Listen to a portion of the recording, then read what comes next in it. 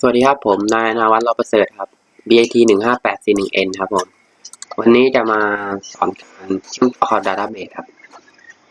ผมได้ไปที่ Control Panel ก่อนเลยครับผมเรามาทัดที่ My SQL นี้นะครับพอขึ้นสีเขียวปุ๊บเอาไปที่ Admin เลยนะครับพอกดที่ Admin นะครับจะขึ้นมาอย่างนี้เรากด New ตรงนี้นะครับตั้งมาชื่อฐานข้อมูลของเราครับ202นะครับแล้วมาเลือกตรงนี้นะครับเลือกเป็น UFT8 นะครับนี่นะครับผม General นะครับ CI ตรงนี้นะครับแล้วกดนี่เลยครับผมจะได้มานะครับแบบนี้นะครับแล้วก็สร้างนี้ครับผมจะเป็น Animal นะครับ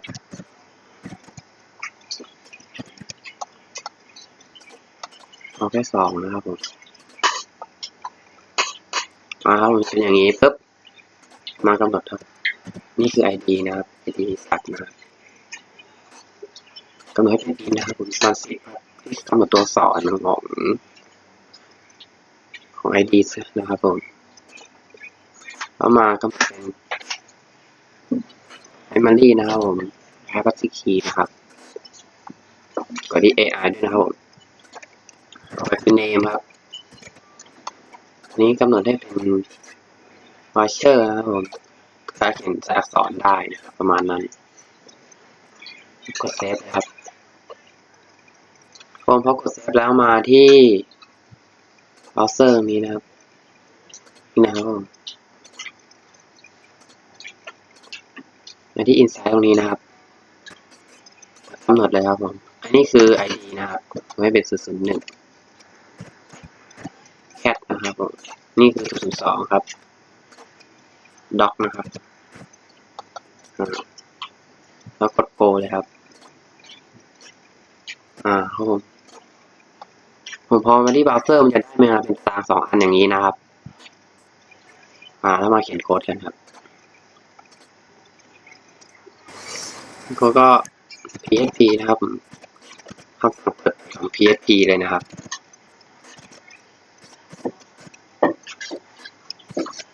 แล้วกำหนดตัวฟอนต์นะครับฟอนต์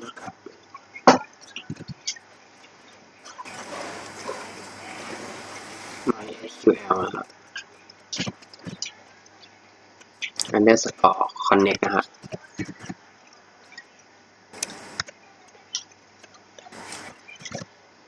แล้วก็ใส่ไปในวงเล็บนะครับผมอันแรกจะเป็นโค้ดนะครับโลโก้โค้ดนี่คือการเข้าเหมือนกับช่องทางการเข้าของเราคือเราเข้าทาง Google Code นะครับ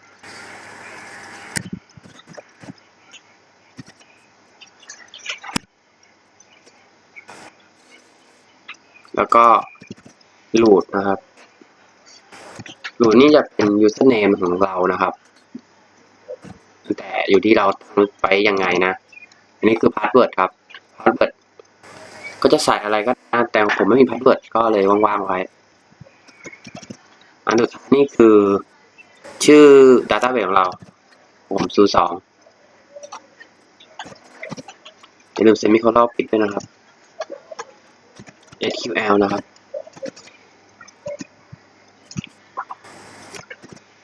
อันนี้จะการแสดงฟอร์มนะครับ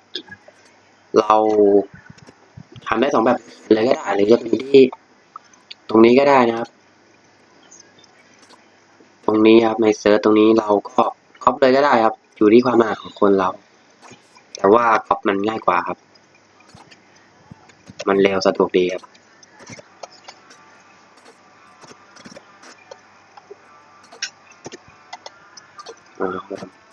เซมิโคลอนปิดทุกครั้งนะครับอย่าลืมแล้วกำหนดตัวแทนตัวคือ rs นะครับ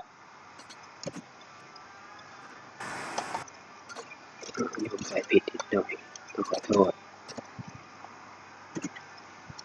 อันนี้ก็ my SQL เหมือนเดิมครับ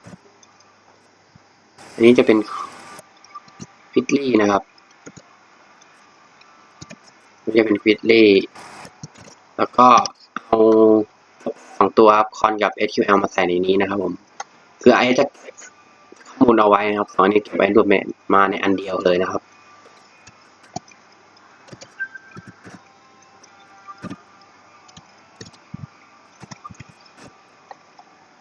ก็เซมิโคลอนเหมือนเดิมครับเราจะใช้คำสั่ง if นะครับ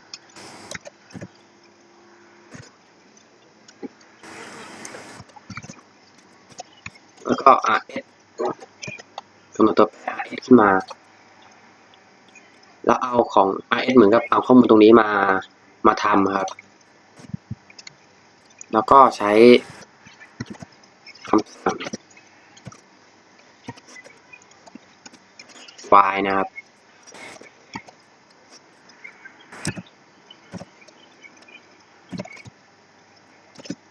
วงเล็บกำหนดตัวแปรมา1 อันนะครับคือลาวนะครับแล้วก็เป็น mysql นะครับ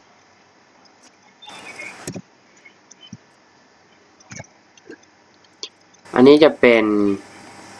เฟสนะครับ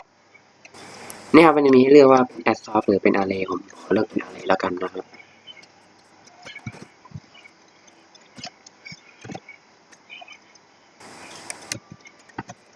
แปมคือ array นะครับแล้วก็ echo เลยครับ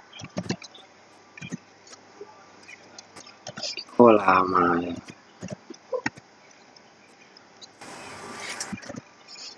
คือ array ตรงนี้ถ้าเกิดเป็น adsource ตรงนี้นะครับไอ้ตรงนี้จะเป็นชื่อของ database ของเราครับที่เรากำหนดไว้ในพวก ID พวกอะไรพวกนั้นนะครับแต่นี้เป็น array จะกำหนดเป็น1นะครับไม่สิกำหนดเป็น0ครับเพราะ array นับตั้งแต่0ก็คือ1ครับ0 1 2อย่างนี้มานี้ครับเริ่มต้นที่1ก่อนเริ่มต้นที่0มาไปเรื่อยๆครับเว้นวรรคนิดนึงครับแล้วก็อีกอันหนึ่งครับเพราะเรามี2 อันเราสร้างไว้2 อัน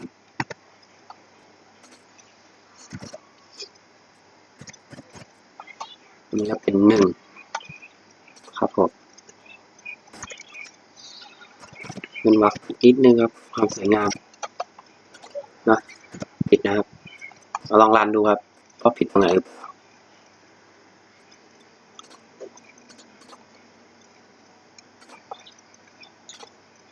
เรียกว่า local code ครับ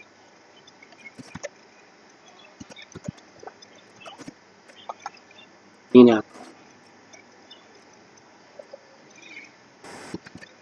ผิดบรรทัดที่9อีกแล้วครับ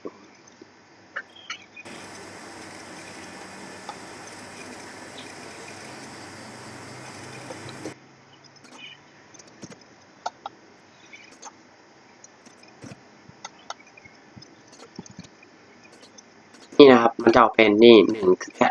2คือดอกที่เราสร้างมาตรงนี้นะครับ1คือแค่2คือดอกนี่นะครับครับผมขอจบการ1 งานเท่านี้ครับผมสำหรับการเข้า database ครับขอบคุณมากครับ